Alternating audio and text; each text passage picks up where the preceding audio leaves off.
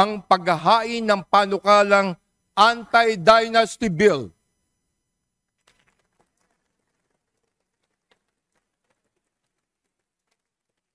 Panahon na upang harapin ang isa pang usapin na matagal nang nakasaad sa ating konstitusyon, ang pagpapatupad ng batas laban sa political dynasty.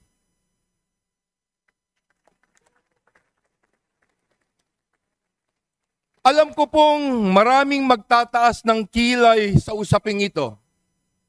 At aaminin ko rin, alam kong may mga matang nakatuon sa akin.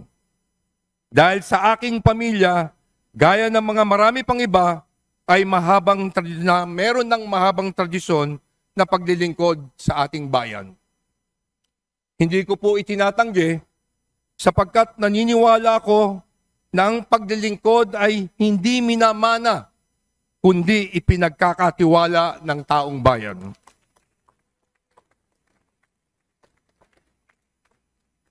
Sa totoo lang po, marami po akong pamilya na nasa pwesto. Pero may ilan din naman pong natalo sa eleksyon. Sa uli, taong bayan pa rin ang nagpasya kung sino ang gusto nilang mamuno sa kanilang mga lugar.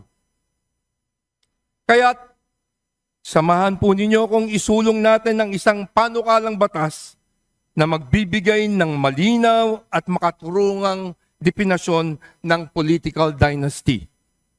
Isang definasyon na tapat ng diwa sa ating saligang batas na nakatuon sa pagpapalakas ng ating demokrasya.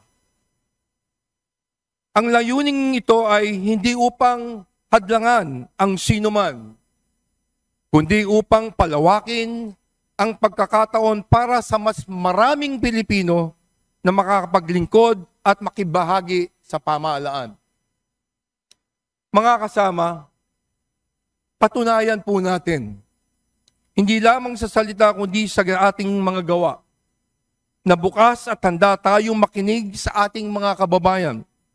At dahil dito, nagmumula ang tunay na direksyon ng ating pong pamahalaan. Na seryoso tayo sa pagpapatupad ng mga bagong reforma dahil alam natin dito nakasalalay ang tiwala ng ating taong bayan. Dahil ang seryosong pagbabago ang tanging daan tungo sa mas maayos at makatarungan at maunlad na bagong Pilipinas. Habang binubuksan natin ang sesyon na ito, harapin ang tungkulin bilang mga tagapangalaga ng tiwala. Mga lingkod bayan na handang tumupad sa mga pangakong maglingkod ng tapat, magtrabaho ng buong puso, at maghatid ng resulta na tunay na mararamdaman ng ating pong mga mamamayan. Maraming salamat po at sama-sama tayong talunin natin ang korupsyon. Mabuhay ang ating bansang Pilipinas.